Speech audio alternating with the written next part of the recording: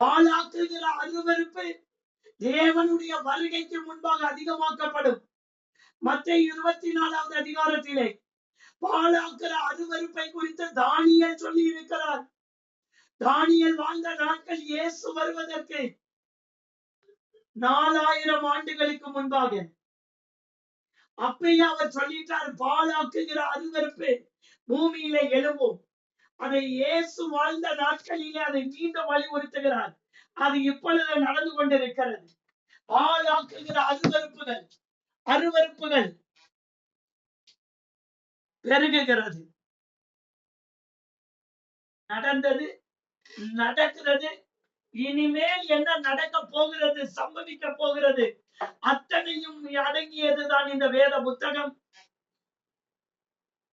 நடந்ததை தான் நாம் படித்துக் கொண்டிருக்கிறோம். நடக்க போகிறதையும் படிக்கிறோம், நடந்து கொண்டிருக்கிறதையும் படித்துக் கொண்டிருக்கிறோம். தனக்கு கொஞ்ச காலம் உண்டென்று அறிந்து பிசாசானவன் கோபத்தோடு இறங்கி இருக்கிறானே, அதையும் படித்துக் கொண்டிருக்கிறான். அவர் வருகிறதற்கு முன்பாக ஜனங்கள் எப்படி இருப்பார்களா தெரியுமா? நோவா காலத்துல ஜனங்க எப்படி இருந்தாங்களோ அப்படியே பெண் கொடுத்து, பெண் கொண்டு, புசித்து குடித்து, மழை வந்து வாரிக்கொண்டு போகும் மட்டும் அவர்கள் அறியாதிருந்தார்கள். மனுஷகுமாரன் வருகிற நாட்களிலும் அப்படியே இருக்கும். ஒரு வயலில் 2 பேர் வேலை செய்வார்கள். ஒருவன் எடுத்துக் கொள்ளப்படுவான், ஒருவன் கைவிடப்படுவான். ஒரு படுக்கையில் 2 பேர் படுத்திருப்பார்கள். ஒருவர் எடுத்துக் கொள்ளப்படுவார்கள், ஒருவர் கைவிடப்படுவார்கள். யார் என்று தெரியாது. ஆனால் நமக்குள்ளே ஆண்டவர் பேசுவார். என் வருகைக்கு ஆயத்தப்படும் மகளே, நீ ஆயத்தப்படு என்று நம்மளோடு கூட அறிவுறுத்துவார். அதுதான் பேசும் தெய்வம். அவர் பேசுகிறவர். இந்த காலை வேளையில காணப்படுகிற எல்லா பலவீன கட்டுகள், ஜெப கொடுகையில வருகிற ஒவ்வொருவருடைய பலவீனங்கள் இயேசு சிலுவையில சுமந்து தீர்த்து விட்டார். இனி அதை நான் சுமக்க வேண்டியது இல்லை. விசுவாசிக்கிறீங்களா? இயேசு சுமந்து தீர்த்ததை நான் எங்க சுமக்கணும்? எல்லாம் முடிந்ததுன்னு சொன்னார் கடைசி வார்த்தை. அந்த எல்லாம் முடிந்ததிலே இவைகள் எல்லாம் அடங்கிவிட்டது, முடிச்சுட்டேன்றார். நோயை கொண்டு வந்த சாத்தானுக்கு முடிவை உண்டாக்கி விட்டேன்னு சொல்றார். அப்புறம் ஏன் நான் நோயோட இருக்கேன்? காரணம் என்ன? அவருடைய வார்த்தையை நான் நம்பவில்லை. அவருடைய ரத்தத்தை இன்னும் நான் முழுமையாய் விசுவாசிக்கவில்லை. அவருடைய ரத்தத்தை உண்மையாய் இது இயேசுவின் ரத்தம் என்று நான் பருகவில்லை.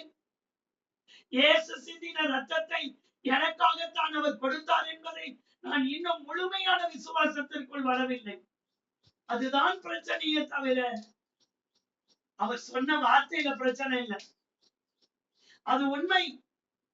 அவர் தாமே முன்வந்து பலவீனங்களை ஏற்றுக்கொண்டு நோய்களை சுமந்தார், சுமந்து தீர்த்து விட்டார்.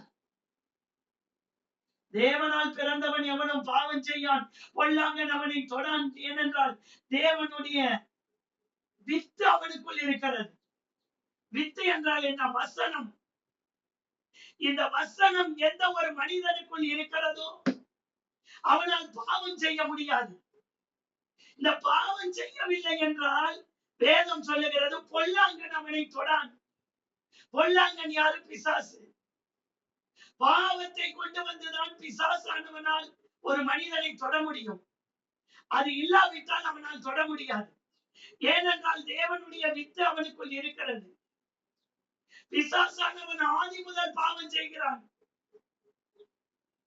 அவனுக்கு பாவம் செய்ய வைக்கிறது தான் அவனுடைய வேலை. ஏன்னா அப்பதான் அவன் தங்க முடியும். செல்போன் கேம்ஸ் அவனுடைய வேலை. மைண்ட ஃபுல்லா கட்டி ஒரே இடத்துல உட்கார வச்சிருவான். அது ராத்திரின்னு தெரியாது, அது பகல்னு தெரியாது. பாவம் பாவம் செய்கிறவன் பிசாசினால் உண்டாயிருக்கிறான். பிசாசானவன் ஆதி முதல் பாவம் செய்கிறான். தேவனால் பிறந்தவன் எவனும் பாவம் செய்யான். தேவனால எப்படி பிறக்க முடியும்? ஏற்கனவே சொல்லியிருக்கேன். யாராவது ஒருத்தர் மியூட் எடுத்துட்டு சொல்ல முடியுமா? அந்த வார்த்தையை மட்டும் சொல்ல முடியுமா? தேவனால் நான் எப்படி மறுபடியும் பிறக்க முடியும்? ரூட் சிஸ்டர் சொல்லுங்க.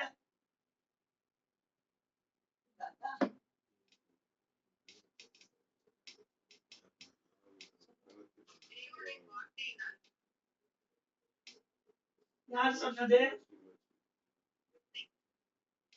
தேவனுடைய வார்த்தையினால் பிறக்கணும். வசனம் இருக்கா அதுக்கு? வார்த்தையினால நான் பிறக்கணும். அது பிழைப்பான். நான் கேட்கறது பிறக்கிறது, புது பிறவி, புது பிறவி எடுக்கிறது.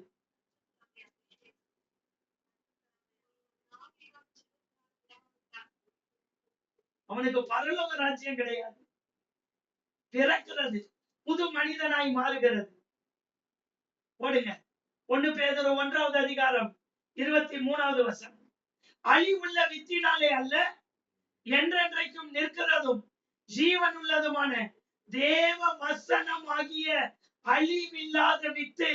இந்த வசனத்தை டெய்லி காலையில சொல்றோமே, இந்த வசனத்திற்குரிய பெயர் என்ன? அழிவில்லாத வசனம், அழிவில்லாத விதை. எத்தனையோ விதைகளை தூவுகிறார்கள் விவசாயிகள், எல்லாம் விளைவதில்லை. சில விதை விளையாமல் போகிறது. ஆனால் இந்த வசனம் ஒரு மனிதனுக்குள்ளே விதைக்கப்படுகிறது. இந்த காலை வேளையில இந்த ஆன்லைன் ஜபத்தின் மூலமாய் வசனத்தை அதிகமாய் நாம் விதைக்கிறோம். உங்களுக்குள்ளே இந்த வசனம் விதைக்கப்படுகிறது. இந்த வசனத்துக்கு பெயர் என்ன தெரியுமா? அழிவில்லாத வித்து, அழிவில்லாத வசனம். இந்த அழிவில்லாத வசனத்தினாலே மறுபடியும் ஜெனிப்பிக்கப்பட்டீர்களே. ஜெனிப்பிக்கப்படுதல் என்ன? இந்த உலகத்தில் ஒரு மனிதன் பிறக்கிறான், அவனுக்கு பெயர் ஜெனிப்பிக்கப்படுகிறான். உலகத்தில் வந்து பிறக்கிற மனிதன் ஒரு பிறவி எடுக்கிறான். அந்த பிறவியை இங்கே சொல்லவில்லை. உலகத்தில் எத்தனையோ மனிதர்கள் பிறக்கிறார்கள், எல்லாரும் ஒவ்வொரு பிறவி எடுக்கிறார்கள். ஆனால் மறுஜென்ம பிறவி எடுத்திருக்கிறோமா? ஒருவன் ஆவியினாலும் ஜனத்தினாலும் பிறவாவிட்டால் பரலோக ராஜ்யத்திற்குள் வர முடியாது. ஆனால் ஒருவன் முதல்ல பிறக்கிறது எதனால தெரியுமா? வசனத்துலதான் பிறக்கணும். மறுபடியும் ஜெனிப்பிக்கப்பட்டீர்களே. இந்த ஜெனிப்பிக்கப்படுதல் இருக்குது பாருங்க, அதுதான் மறுபிறவி. முதல் பிறவியை ஆண்டவர் அப்பதான் கொடுக்கிறாரு. அப்ப இந்த வசனம் எவ்வளவு எனக்குள்ளே போகிறதோ அவ்வளவாய் நான் புது மனிதனாய் மாறுகிறேன். பழையவைகள் ஒழிகிறது, புதியது வருகிறது. அது எதனால் வரும் என்றால் வசனத்தினாலதான் வரும். அதனாலதான் தினந்தோறும் காலை வேளையில நாம் வசனத்தை அதிகமாய் போதிக்கிறோம்.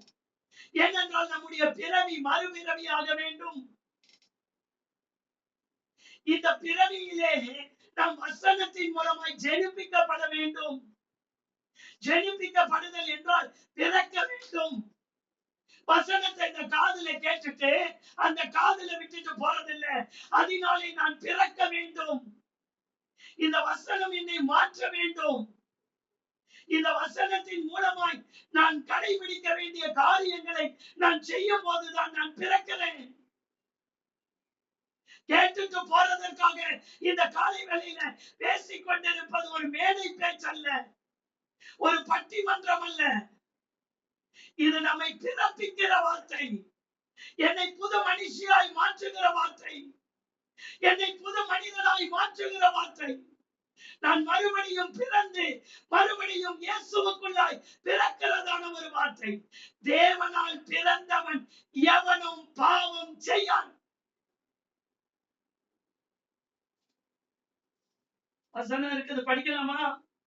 தேவனால் பிறந்தவன் எவனும் பாவம் செய்யான். 1 யோவான் 3வது அதிகாரம் 9வது வசனம் பாருங்க. தேவனால் பிறந்த எவனும் பாவம் செய்யான். எப்படி பிறக்க முடியும்? வசனத்தினால பிறக்கணும். ஒவ்வொரு நாள் சொல்லப்படுகிற வார்த்தை என்னை புதுப்பிக்கப்படணும், எனக்குள்ளே மாற்றத்தை கொண்டு வரணும். அது வர வர வர வர பிசாசானவனுடைய செயல்பாடுகள் தானாய் வெளியேறிவிடும் ஐயா.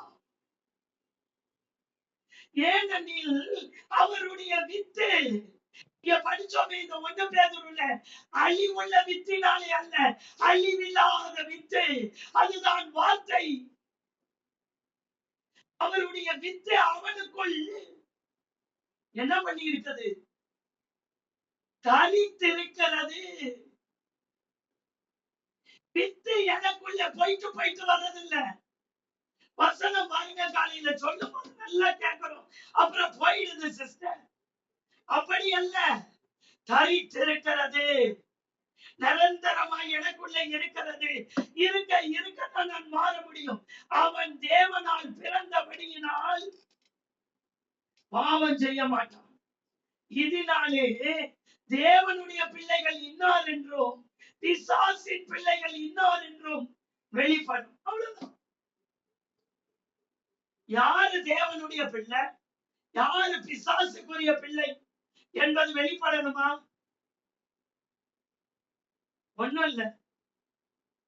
ஆண்டவரை ஏற்றுக்கொள்வதற்கு முன்னாடி இருந்த வாழ்க்கை மாறி இருக்கணும். முன்னாடி கெட்ட வார்த்தை, இப்பயும் கெட்ட வார்த்தை. வர்றதுக்கு ஜப குடிகையில வர்றதுக்கு முன்னாடி செல்போன் அடிக்ஷன், இப்பயும் அடிக்ஷன். அப்படி அல்ல. இங்க வசனம் பாருங்க என்ன சொல்லுது? தேவனுடைய பிள்ளை இன்னார் என்றும் பிசாசின் பிள்ளை இன்னார் என்றும் வெளிப்படும். அதுல என்ன சொல்றாங்கன்னா, தன் சகோதரனில் அன்பு கூறாமலும் இருக்கிற எவனும் தேவனால் உண்டானவன் அல்ல. கூட பிறந்த சகோதரர்கள் மாத்திரமல்ல, இந்த ஜப குடிகையில வருகிற ஒவ்வொருவரும் எல்லாரும் நாம் சகோதர சகோதரிகள் தான். நாம் கூட பிறந்தவர்களை மட்டும் நினைக்கிறோம், அவர்களையும் தான். அவர்கள் இந்த ஜப குடிகையில வருகிறவர்கள் யாரெல்லாம் தேவனுடைய பிள்ளைகள், அவர்கள் எல்லாரும் நமக்கு சகோதர சகோதரிகள். அதனாலதான் எப்படி இருக்கீங்க சிஸ்டர்னு கேட்கிறோம், எப்படி இருக்கீங்க பிரதர்னு கேட்கிறோம். அப்ப நான் சகோதரர்ல அன்பு கூறலைன்னா நான் பாவம் செய்யறேன்னு அர்த்தம்.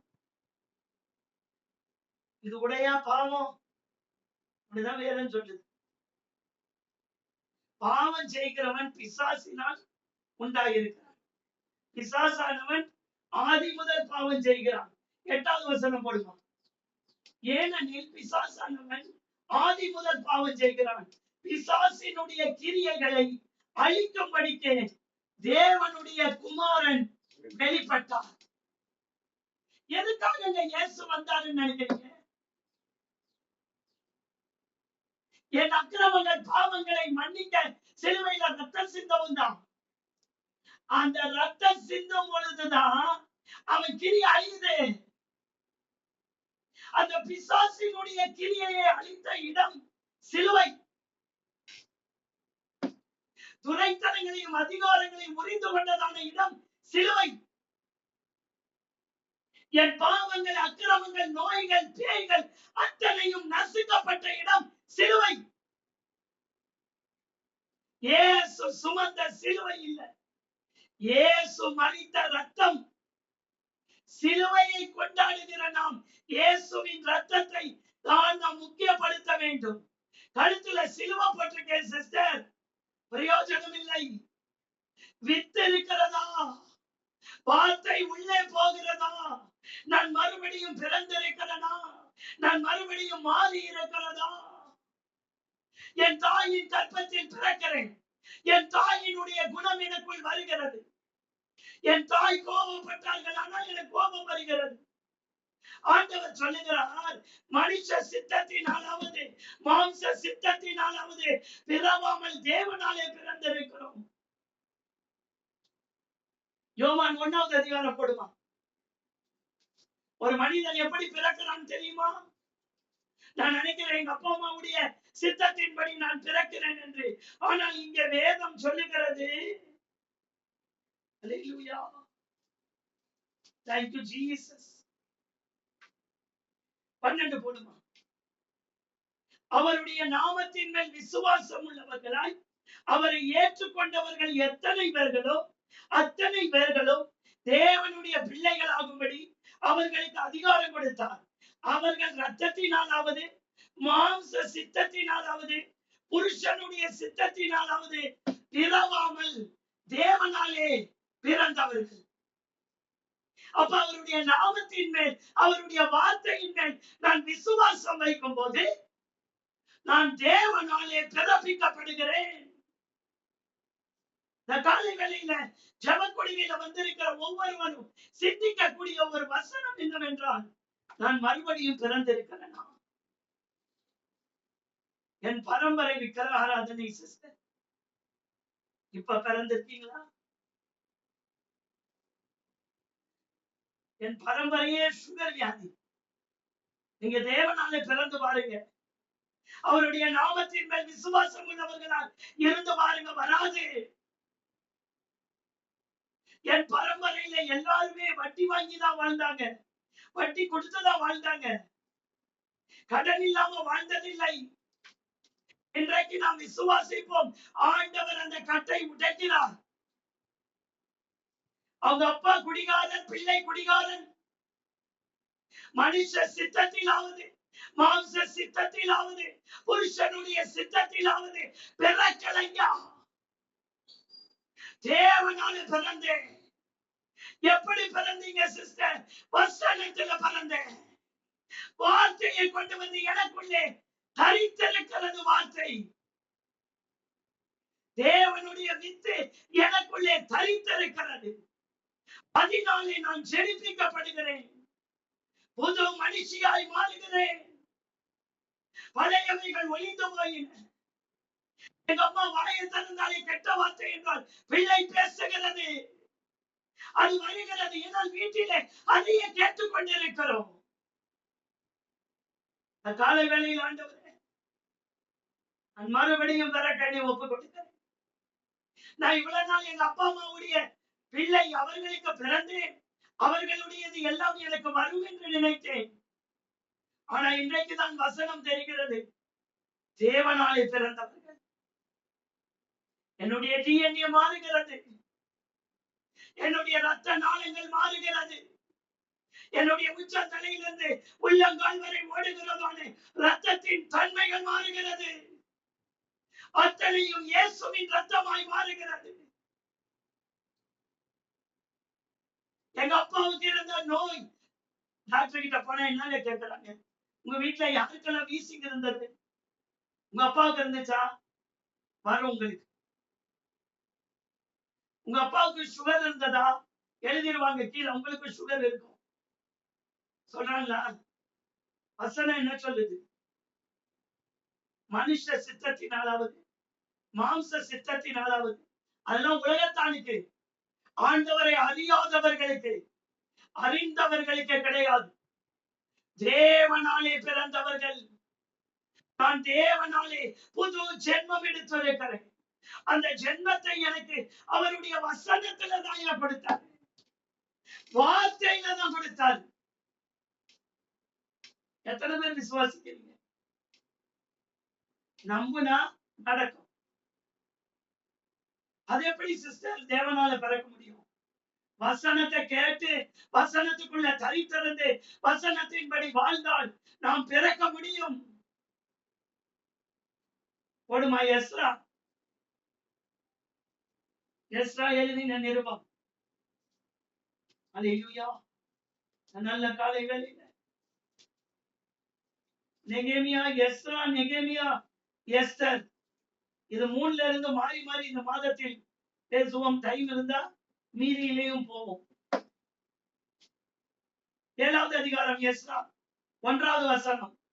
இந்த வர்த்தமானங்களுக்கு பின்பு செசாரியாவின் குமாரனாகிய எஸ்ரா. யாருடைய குமாரன் எஸ்ரா? செசரியாவின் குமாரன். அதை அப்படியே விட்டுட்டு 5வது வசனம் போடுமா.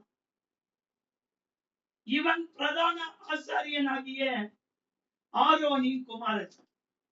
அந்த தகப்பன் தாத்தா தாத்தா தாத்தா தாத்தா முன்னாடி போனா மேல நிக்கிறது ஆரோன். ஒரு ஆசாரியனுடைய வம்சத்தில் வந்ததான ஒரு பையன், ஒரு மகன் எஸ்ரா. இவரும் அதே சிறையிருப்பின் தேசத்தில் இருந்தவர் தான். பெர்ஷியா அர்த்தசாஸ்திரா காலத்திலேதான் பெர்ஷியாவிலே கோரேஸ் என்ற, போன மாதமே சொல்லி இருக்கிறேன், அந்த ராஜா அரசாளும் போது இவர் வெளியே வருகிறார். இப்ப ராஜா சொல்லுகிறார், யாரெல்லாம் போகணும்னு விரும்புறீங்களோ அவங்க எல்லாம் போங்க. நிறைய பேர் விரும்பல. ஏன் தெரியுமா? ஒரு ஊருக்கு போய் அந்த கல்ச்சரை கத்துக்கிட்டு அங்கே செட்டில் ஆயிட்டாங்க. இப்ப நான் ஒரு இடத்துக்கு போறேன், ஒரு இடத்துல இருந்து இன்னொரு இடத்துக்கு போறேன், அங்க செட்டில் ஆயிட்டேன். இப்ப திரும்ப உங்க ஊருக்கு போங்க அப்படின்னா நிறைய பேர் விரும்பல. அதுல இன்னும் நிறைய பேர் போகாம அங்கே இருந்தவர்கள் யூதர்கள் நிறைய பேர் இருக்கிறாங்க.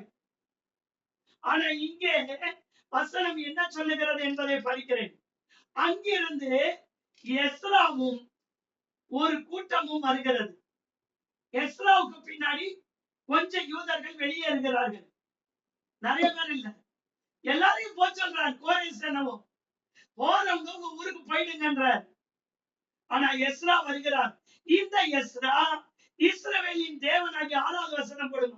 கர்த்தர் அருளிய மோசேயின் நியாய பிரமாணத்திலே தேறின வேதபாரகன்.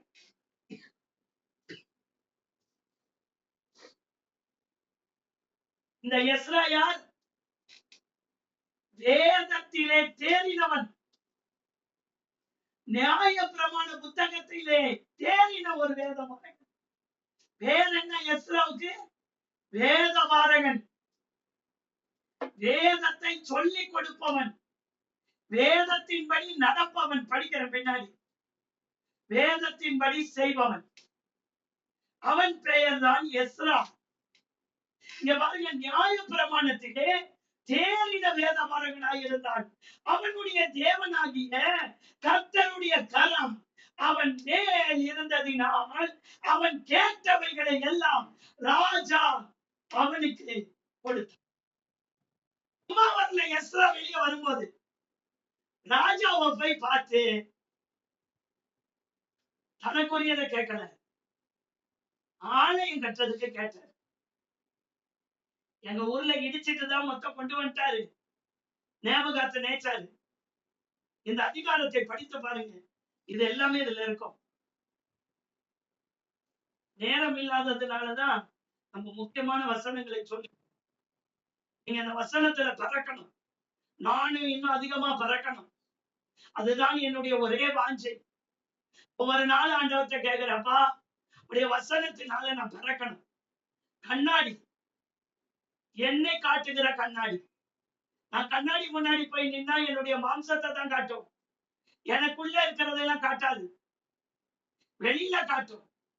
வெளியில வாங்க வாங்க சிஸ்டர் அப்படின்னு சொன்னா அது காட்டும். இருதயத்துல ஏன் வந்தாங்கன்னு நினைக்கிறோம் பாருங்க, அது காட்டாது. ஆனா அந்த வசனம் இருக்குது பாருங்க, என் உள்ளான மனிதனை காட்டும், நான் யார் என்பதை எனக்கு காட்டும். அதுதான் இது உள்ளான மனிதனுக்குரிய கண்ணாடி. இந்த பைபிள் படிக்கிறதுல, இதன்படி செய்ய போதிக்கிறதுல இந்த எஸ்ரா தேறின வேதபாரகன். வேதபாரகர்கள் இருந்தார்கள் வேதத்துல. ஆனா அதிலேயே ஸ்பெஷல் கேட்டகரியில வராரு இந்த எஸ்ரா. இந்த எஸ்ரா மேல கர்த்தருடைய கரம் இருந்தது. யாராவது இந்த மாத வாக்குத்தத்தம் ஒரே ஒருத்தர் ஓபன் பண்ணி படிங்க சிஸ்டர். இந்த மாத வாக்குத்தத்தம்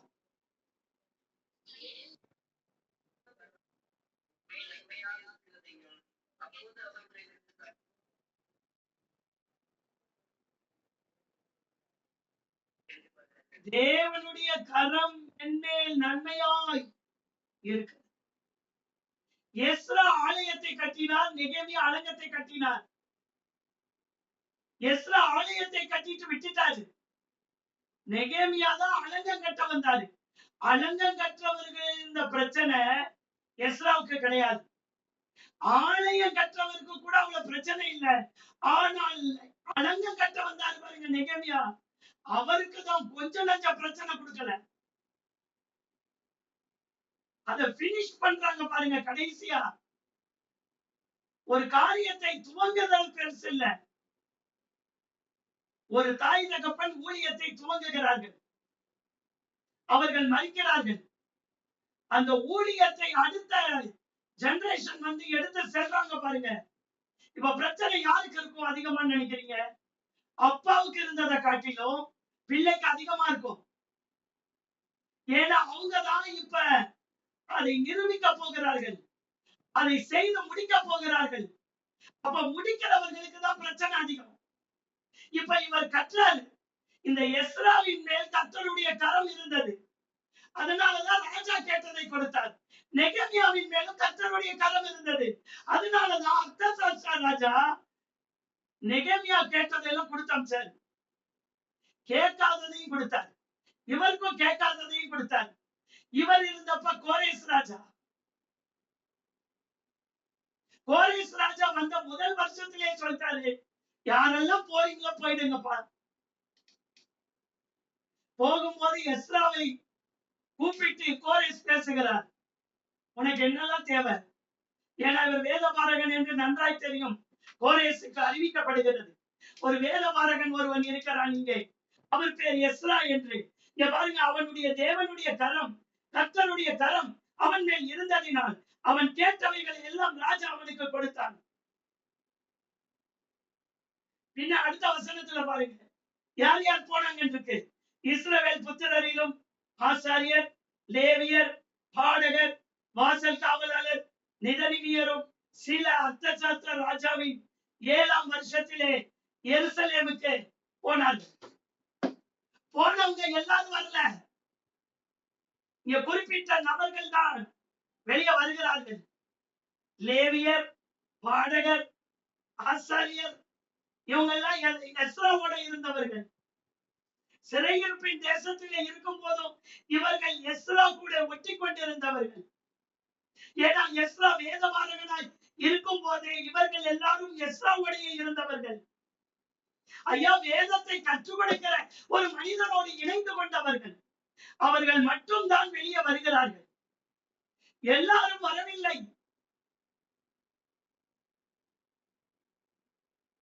ஐந்தாம் மாதம் அவன் எருசலேமுக்கு வந்தான். அது அந்த ராஜாவின் 7ஆம் வருஷமாய் இருந்தது. முதல் தேதியிலே, முதல் மாதத்திலே பாபிலோனில் இருந்து பிரயாணமாக புறப்பட்டு 5ஆம் மாதம் முதல் தேதியிலே தன் தேவனுடைய தயவுள்ள கரம் தன்மேல் இருந்ததினால் எருசலேமுக்கு வந்தான். எப்ப புறப்பட்டு எப்ப வந்தாரு? 5 மாசம். இப்ப மாதிரி பிளைட்ல வந்து இறங்குறது இல்ல, கார்ல வந்து இறங்குறது இல்ல, நடந்து வரணும், இல்ல ஒட்டகங்கள் கொடுப்பாங்க. கொடுத்தது மாதிரி இந்த இடத்துல போடல, ஒருவேளை நடந்தே கூட வந்திருக்கலாம்.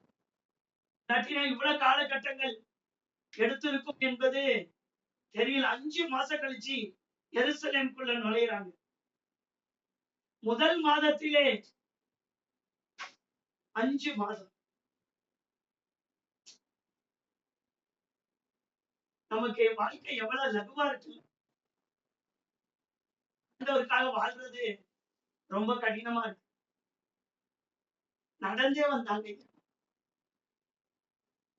தானியல் எப்படி கூட்டு போனாங்க தெரியுமா? அப்படியே ஓடகத்துக்கு பின்னாடி தர தரன்னு ஓட விட்டே கூட்டு போனாங்க. பாபிலோன் ராஜாக்கள் கொடுமையானவர்கள். தேவனுடைய பிள்ளைகள் எத்தனை கஷ்டங்கள் வந்தாலும் ஆண்டவருக்காக வைராக்கியமாய் இருந்தவர்கள். நமக்கு இருக்கிறதா? ஒரு செல்போனை விட முடியலனால நடந்தே வந்திருக்காங்க. 5 மாத காலம் நடந்தே வந்து சேர்ந்தாங்க. பாருங்க, முதல் மாதத்தில் தொடங்கின பிரயாணம் 5 மாதங்கள் ஆகிறது.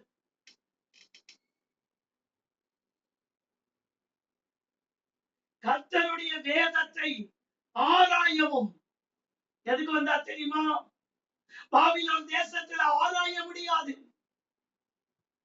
ஒரு தேவாலயம் இருந்தால் அங்கே உட்கார்ந்து ஆராயலாம். ஒரு வீடு என்று இருந்தால் ஆராயலாம். இருந்ததோ ஜெயில் வாழ்க்கை, சிறையிருப்பின் வாழ்க்கை. வேதத்தை ஆராய வழி இல்லை. இன்றைக்கு வீட்டுக்கு வேதம் எடுத்து படிச்சாதான் பாருங்க சிஸ்டர், தூக்கம் வருது எல்லாருக்கும். வேதத்தை ஆராயவும் அதன்படி செய்யவும். ஆராயறது மட்டும் இல்லையா, செய்யணும். இந்த காலை வேளையில என்னை பார்த்து நான் சொல்லுகிறேன், ரெஜினா, வேதத்தை ஆராய்ச்சி பண்ண மட்டும் போதாது, வேதத்தின்படி நீ செய்யணும் ரெஜினா. அடுத்தது, இஸ்ரவேலிலே கட்டளைகளையும் நீதி நியாயங்களையும் உபதேசி. உபதேசம்னா என்னங்க? யாராவது ஒருத்தர் ஓபன் பண்ணி, ஒரே ஒருத்தர் உபதேசம்னா மட்டும் என்னன்னு சொல்லுங்க. உபதேசம் சொல்லுங்க சிஸ்டர், யாராவது ஒருவர்.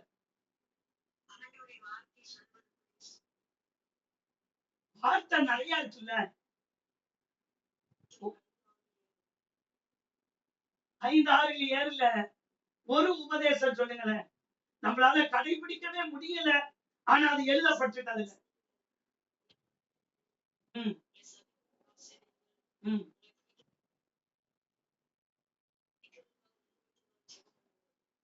இன்னொருத்தர் அந்த வசனத்தை சத்தமா படிங்க. யாராவது ஒருத்தர், சிஸ்டர் சொன்ன அதே வசனத்தை சத்தமா இருக்கணும். பைபிள் இல்லையா யார்த்தையும்?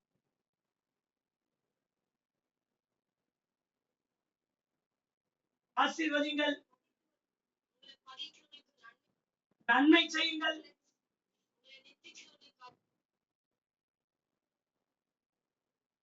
துன்பப்படுத்துறாங்க யாரு? சூனியத்தை அனுப்பி துன்பப்படுத்துறாங்களா? அவங்களே நம்மளுக்கு பார்த்தா வெறுப்பு வருது. அவ்வளவு துன்பத்தை கொடுக்குறாங்க வீட்டுக்குள்ள. ஆண்டவரை ஒரு ரேடியோ போட்டு தள்ளிடும். அப்படி இல்ல, ரட்சியம் அப்பா, அறியாமல் செய்கிறார். கஷ்டமான வசனமா? ஒருவன் உன்னை ஒரு கன்னத்தில் அறைந்தால் மறு கன்னத்தை காட்டு. எப்படிங்க காட்டுறது? ஒரு அடி வாங்கினா 20 அடி கொடுத்துடணும். கடினமா இருக்கா? இதுதான் உபதேசம், இதுதான் உபதேசம். இதைத்தான் அவர் சொல்லுகிறார். இங்க பாருங்க, கர்த்தருடைய வேதத்தை ஆராயவும் அதன்படி செய்யவும், இஸ்ரவேலிலே கட்டளைகளையும் நீதி நியாயங்களையும் உபதேசிக்கவும் எஸ்ரா தன் இருதயத்தை பக்குவப்படுத்தி இருந்தான். செய்யணும்னா இருதயம் பக்குவப்படணும். இருதயத்துல பக்குவம் வரலைன்னா என்னால செய்ய முடியாது. முயற்சிக்கலாம், செய்யணும் இல்ல. நானும் முயற்சிக்கிட்டே தான் சிஸ்டர் இருக்கிறேன், என்னையும் சேர்த்துதான் சொல்றேன். ஆனா செய்ய முடியல. ஆனா எஸ்ராவை குறித்து வேதம் சொல்லுகிறது, இருதயத்தை பக்குவப்படுத்தி இருந்தான். அதுக்கேற்ற மாதிரி நான் ஓய்வு பண்றேன். என்னால சத்துருக்களை சிநேகிக்க முடியாது. அதுதான் உபதேசம். நீ ஆசீர்வாதமாய் இருப்பாய், அது ஆசீர்வாதத்தின் வசனம். வாக்குத்தத்தம், நான் உன்னுடனே கூட இருக்கிறேன். வாக்குத்தத்தம் ஆசீர்வாதத்தின் வசனம். ஆனால் உபதேசம் எல்லாராலையும் கடைபிடிக்க முடியாது, பிடிக்கவும் பிடிக்காது. ஆனா எஸ்ரா செய்த ஊழியம் என்ன தெரியுமா? உபதேசம். நீதி நியாயங்களையும் கட்டளைகளையும், இதுதான் கர்த்தருடைய நீதி, இதுதான் கர்த்தருடைய நியாயம். புதிய ஏற்பாட்டில படிக்கிறேன், நியாய பிரமாணம் போன இன்னும் நிறைய இருக்கு. செதில் இல்லாத மீனை கூட சாப்பிடாதுன்ற, செதில் இல்லாம இருக்குது பாருங்க மீன், செதில்லாம் இல்லாம மீன், அது கூட சாப்பிடாதன்னு போட்டிருக்கு. செதில் உள்ள மீன் தான் சாப்பிடணும். அதனாலதானே தானியேலு ராஜாவின் போஜனத்தை வேணான்னாரு. இவங்க எல்லாம் சிறையிருப்புல இருந்தவங்க. தானியேல் ஆகட்டும், சாத்ராக் மேஷாக் குறிப்பிட்ட நபர்களை குறித்து எழுதப்பட்டிருக்கிறது இல்ல. எஸ்தர் ஆகட்டும், எஸ்ரா, நெகேமியா, எஸ்தர், இது 3 கலந்து வரும் இந்த மாதத்தில். இவர்கள் மேலெல்லாம் கர்த்தருடைய கரம் இருந்தது. இவர்கள் எல்லாம் சிறையிருப்பில் இருந்தவர்கள். இவர்கள் எல்லாம் எழுந்து கட்டினார்கள். இவர்கள் கூட ஒட்டி கொண்டவர்கள் தான் 9வது வசனத்தில் இருக்கிறவர்கள். ராஜாதி ராஜாவாகிய அர்தசஷ்டா பரலோகத்தின் தேவனுடைய நியாய பிரமாணத்தை போதிக்கிற, நல்ல கவனிக்கணும், அர்தசஷ்டாக்கு என்ன போட்டிருக்கு? ராஜாதி ராஜா. பரலோக தேவனுடைய நியாய பிரமாணத்தை போதிக்கிற உத்தம வேத பாரகனாகிய எஸ்ரா. இந்த வேத பாரகனுக்கு பெயர் என்னையா? உத்தமன். சொல்லுகிற மாதிரியே வாழ்வார். கிருபதாங்க. எஸ்ராவை போல வாழ எங்களுக்கு கிருபதாங்க. உத்தம வேத பாரகனாகிய எஸ்ரா என்னும் ஆசாரியனுக்கு பூரண சமாதானம் உண்டாவதாக வாழ்த்தி எழுதுகிறது என்னவென்றால், ராஜா எழுதுறாருங்க, உத்தம வேத பாரகனாகிய எஸ்ரா, உன்னை நான் வாழ்த்துகிறேன். யாரு? கோரேஸ். கர்த்தராகிய நான் அபிஷேகம் பண்ணின கோரேஸ். கோரேஸ் இந்த எஸ்ராவுக்கு கடிதம் எழுதுகிறார். உத்தம வேத பாரகனாகிய எஸ்ரா, உனக்கு நான் வாழ்த்துதல் சொல்லுகிறேன். என்ன வாழ்த்துதல்? நம்முடைய ராஜ்யத்தில் இருக்கிற இஸ்ரவேல் ஜனத்திலும் அதன் ஆசாரியரிலும் லேவியரிலும். இந்த வசனத்தோட முடிச்சு ஒரே நிமிஷத்துல ஜெபம் பண்ணி முடிச்சுறேன், டைம் ஆயிடுச்சு. உன்னோட கூட எருசலேமுக்கு போக மனப்பூர்வமா இருக்கிற யாவரும் போகலாம் என்று நம்மாலே உத்தரவாகிறது. உன் கூட யார் யார் வர விருப்பமா இருக்காங்க கூட்டு போ. எல்லாரும் வந்தாலும் ஓகே. வரலையே, கண்களை மூடலாமா? நாங்க ஒரு இடத்துல செட்டில் ஆயிட்டோம். அங்கே இருக்கிற சூழ்நிலையில அப்படியே சிறையிருப்புல அப்படி அந்த தெய்வங்களோடு, அந்த பாபிலோனில் இருந்த தெய்வங்களோடு செட்டில் ஆயிட்டோம். ரூத் ஓர்வாள். ரூத் நகோமியை விடாமல் பிடித்தாள். ஓர்வாள் செட்டிலான இடத்திலேயே நின்றுட்டார். ரூத் அந்த இடத்தை விட்டு புறப்பட்டார். இந்த காலை வேளையில உத்தம வேத பாரகனாகிய எஸ்ரா, உன் கூட யாரெல்லாம் வரணும்னு விரும்புறாங்களோப்பா, கூட்டிட்டு போயிருப்பா. இது நம்ம 2 பேரும் சேர்ந்து எடுக்கிற உத்தரவு. ஆண்டவருக்காக வரும்போது உபதேசத்தை கடைபிடிக்க வேண்டும். கற்பனைகளின்படி வாழ வேண்டும். கட்டளைகளை நிறைவேற்ற வேண்டும். உத்தம வேத பாரகனாகிய எஸ்ராவுக்கு ராஜா எழுதின கடிதம். வாழ்த்து சொல்லி எழுதுற. ஐயா போகும்போது தேவகாத்து நேச்சர் தர தரன்னு இழுத்துக்கிட்டு போனார். வரும்போது வாழ்த்தி அனுப்புகிற ஒரு ராஜா வருகிறார். ராஜாக்கள் மாறுகிறார்கள். காலை வேளையில என் வாழ்க்கையும் சிறையிருப்பிலிருந்து மாற்றமடைந்து நாங்களும் வேதத்தின்படி வாழ, செய்ய, உபதேசிக்க, கடைபிடிக்க, உபதேசம் பண்ணுகிறதிலே தேர, அதன்படி செய்ய எங்களுக்கும் இந்த ஜபக்குடிகையில வந்திருக்கிற ஒவ்வொருவருக்கும் கிருபை பாராட்டுவீராகப்பா என்று சொல்லி இந்த நாளில் காலை வேளையில ஆண்டவரே ஒவ்வொருவருக்கும் கிருபை தருவீராக. இயேசுவின் மூலமாய் ஜெபிக்கிறேன்.